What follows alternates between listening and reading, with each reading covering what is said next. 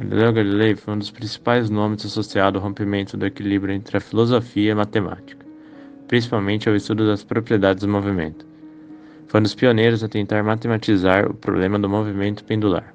Galileu ficou intrigado com a evidência de que os períodos de oscilação eram os mesmos, independente da amplitude do movimento.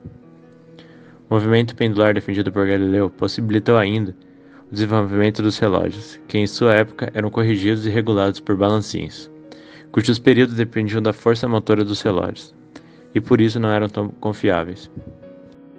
Acredita-se popularmente que uma das suas primeiras experiências com pêndulo foi analisando os balanços do candelabro de bronze da Catedral de Pisa, usando seu pulso como temporizador. Galileu afirmou que um pêndulo simples é isócrono, ou seja, que suas oscilações sempre levam a mesma quantidade de tempo, independentemente da amplitude. De fato, isso é apenas aproximadamente verdade, como foi descoberto por Christian Huygens. E graças a esses estudos feitos por Galileu e tantos outros, possibilitou Isaac Newton descrever suas leis. Graças a esses estudos, Isaac Newton escreveu seu livro Principia, que relacionou o movimento do pêndulo com os fundamentos da mecânica, que possibilitou o desenvolvimento dos estudos sobre os movimentos pendulares. Segundo Isaac Newton, corpos pendulares que são resistidos em qualquer meio, na mesma razão dos momentos do tempo, e corpos pendulares que se movem num meio sem resistência de mesma gravidade específica, realizam suas oscilações numa cicloide no mesmo tempo, e descrevem juntos partes proporcionais de arcos. O pêndulo simples é um dos principais experimentos utilizados para explicar o movimento harmônico simples.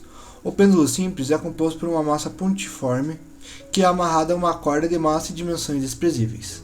No pêndulo simples não existe força de atrito ou de arrasto, possibilitando deste modo a oscilação do mesmo em torno de uma posição fixa.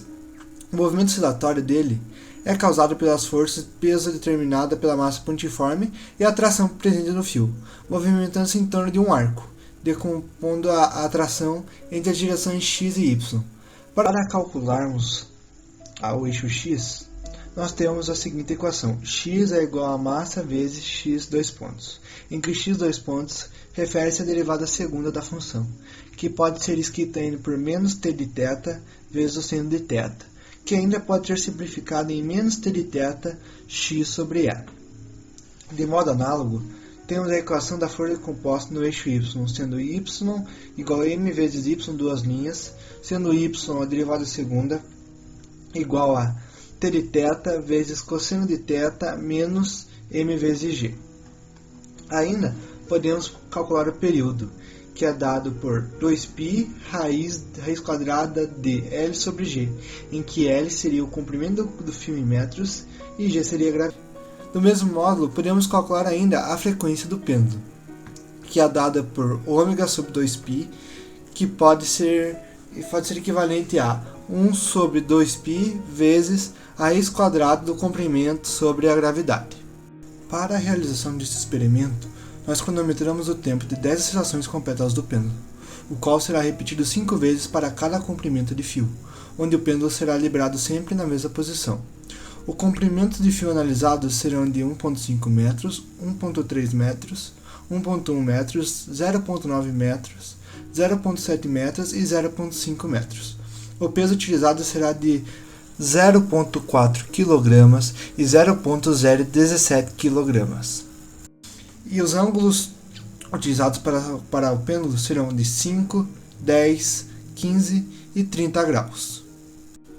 Além disso, é possível notar que esse experimento é trabalhado em pequenas oscilações. A aceleração da gravidade pode alterar dependendo da altitude e da latitude do local do experimento. Vale a pena ressaltar que pode haver pequenas diferenças entre os cálculos teóricos e os cálculos experimentais, devido à força do vento do dia e outras condições.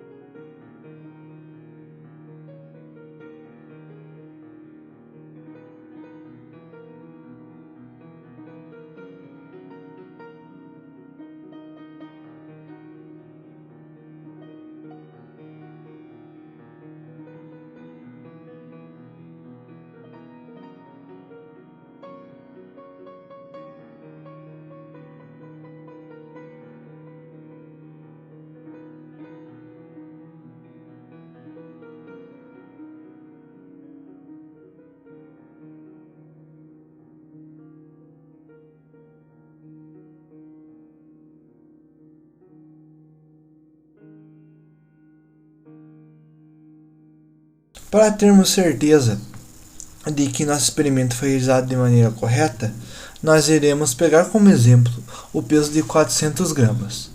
Colocaremos um peso de 0,4 kg ou 400 gramas numa distância, num comprimento de fio de 0,9 metros e soltaremos inicialmente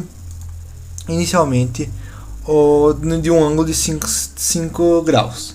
Iremos cronometrar o tempo de 10 oscilações.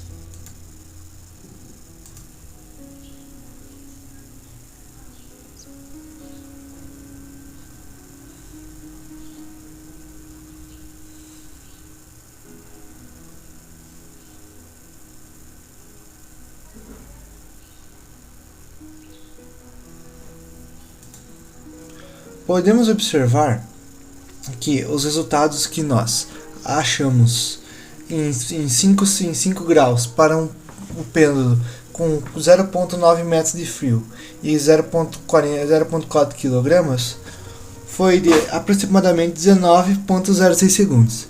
E ao realizarmos no simulador, percebemos que deu 19,11, ou seja, um número extremamente perto do que foi alcançado nos experimentos. Para termos certeza ainda, iríamos realizar com uma distância de 1,5 m. 1,5 m, mas agora soltando num ângulo de 30 graus.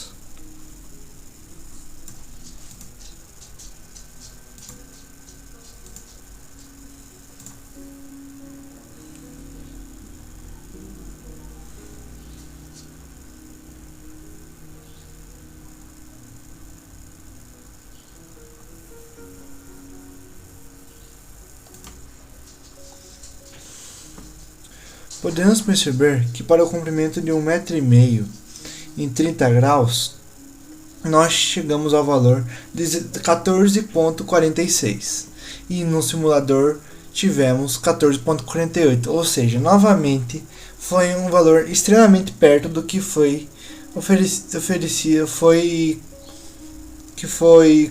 procedido durante o experimento. Então, podemos assim afirmar que o nosso experimento foi realizado de maneira correta.